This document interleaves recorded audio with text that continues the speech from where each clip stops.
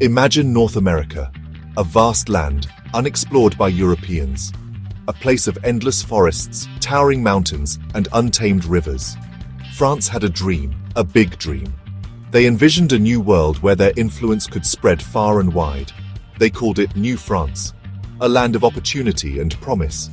They wanted a huge piece of this land, stretching all the way from Newfoundland in the east to the Rocky Mountains in the west. Think of the Great Lakes and the Mississippi River, that whole area. France wanted it all, envisioning a vast territory under their control. It was full of resources and possibilities, a new frontier teeming with wildlife and natural wealth.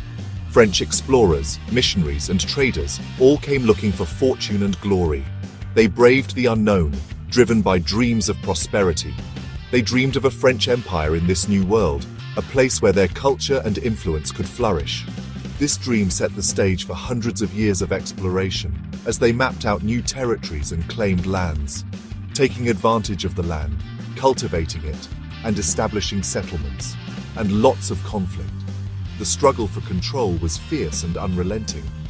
North America was just too tempting for France. The allure of its vast resources was irresistible. They wanted wealth and power, the kind that could elevate their nation to new heights. They wanted an empire to rival Spain's empire in the south, a formidable presence in the New World. They imagined a place where French culture, religion, and power would rule, a new bastion of French civilization. But there was a problem. The land was not empty. It was already home to many. They weren't the only ones there. Indigenous people had lived on this land for thousands of years with their own rich cultures and histories. Indigenous people had lived on this land for thousands of years, thriving in harmony with nature. They were going to play a big part in what happened to France's dream. Their presence and resistance would shape the future. The story of New France isn't just about French ambition, it's a complex tale of interaction and adaptation. It's also about different cultures meeting, conflict, and the challenges of coexistence, and sadly, the displacement of indigenous people. The dream of New France came at a great cost. The story of New France starts with brave explorers sailing into the unknown, driven by dreams of discovery and the promise of new lands. In 1534, Jacques Cartier, a skilled sailor from France, set sail across the vast Atlantic Ocean, navigating treacherous waters and unpredictable weather. He was looking for a way to get to Asia by sailing west, hoping to find a shorter route for trade and riches. Instead, he landed in Newfoundland and claimed the land for France, marking the beginning of France's presence in the New World. This was the start of France's colonial ambitions in North America. Cartier kept exploring, mapping the coastline and establishing initial contacts with indigenous peoples. He found the Gulf of St. Lawrence, met the Iroquois people, and even started a small, short-lived settlement near what is now Quebec City. These early interactions were crucial in shaping the future of New France. The winters were harsh, and there were conflicts with the indigenous people, making survival difficult for the early settlers. But the French kept coming, driven by the promise of new opportunities and the hope of establishing a thriving colony.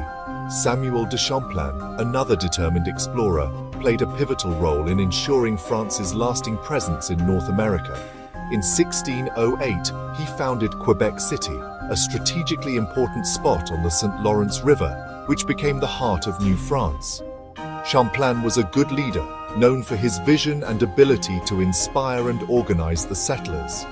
He made alliances with the Huron people against their enemies, the Iroquois, which were crucial for the survival and growth of the colony. These alliances helped New France in its early years, providing essential support and knowledge of the land. But these alliances also meant the French got involved in indigenous conflicts, which brought new challenges and complexities. This changed who had power in the area, as the French and their allies navigated the shifting dynamics of the New World. New France's economy was built on the fur trade. North American forests were full of beavers.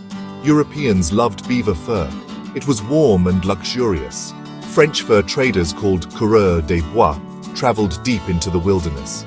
They built trading posts and made deals with indigenous people. They traded European goods like metal tools, guns, and cloth for furs. This created a complicated system of trade and relationships. The fur trade changed indigenous communities. They got new tools and goods, but they also became dependent on European things. Plus, too many beavers were being hunted. The French alliances with some indigenous groups, like the Huron and Algonquin, made things worse between different indigenous nations, especially with the Iroquois. This web of trade and alliances shaped the power struggles and conflicts in New France. As New France grew, other European countries started to notice, especially Great Britain. The rich resources and strategic locations of these new territories were too valuable to ignore. France and Britain began to fight over the fur trade, land, and alliances with indigenous peoples. These conflicts were not just about territory, but also about economic dominance and influence. This struggle for North America led to a series of wars called the French and Indian Wars. These wars were brutal and involved many different groups, including various indigenous nations. These were part of even bigger wars between France and Britain happening all over the world. The global scale of these conflicts meant that battles were fought on multiple continents. The 7 Years' War, from 1756 to 1763, was a major turning point. This war saw significant battles and shifts in power that would shape the future of many nations. The British had a stronger navy and more resources. Their naval superiority allowed them to control key waterways and supply lines. In 1759, a British general, James Wolfe, attacked Quebec City and defeated the French. This victory was crucial in gaining control over the region. Quebec City fell, and then Montreal surrendered the next year. The fall of these key cities marked the decline of French power in North America. This was the beginning of the end for New France. The once thriving French colonies were now under British control. In 1763, a treaty officially gave New France to Great Britain, ending hundreds of years of French rule in North America. This treaty reshaped the political landscape of the continent. The story of New France is full of important people. Samuel de Champlain, called the father of New France, started the French settlements and made important alliances with indigenous people. His leadership shaped the colony's early growth. Indigenous leaders were also important in shaping New France's destiny. Leaders like Condiaronc, a Huron and Algonquin chief, dealt with the complicated alliances and rivalries. He tried to protect his people as Europeans took over more and more land. Their stories, which are often forgotten in history books, teach us a lot about what indigenous people went through during this time. The fall of New France happened slowly, with many losses along the way. The British colonies along the Atlantic coast were a constant threat. The French and Indian Wars used up French resources and soldiers. The British Navy stopped French ships from bringing supplies and more soldiers. When Quebec City was captured in 1759, it crushed the French spirit and led to Montreal surrendering the next year. The Treaty of Paris in 1763 officially ended French rule in North America. France had to give Canada and most of its land east of the Mississippi River to Great Britain. Their dream of a North American empire was over. Even though the British took over, French language and culture survived, especially in Quebec. French is still the main language there, and it's a big part of their identity. You can still see French influence in cities like Montreal and New Orleans. The buildings, the food, and even some of the laws show the lasting impact of French colonialism. The story of New France is a complicated one.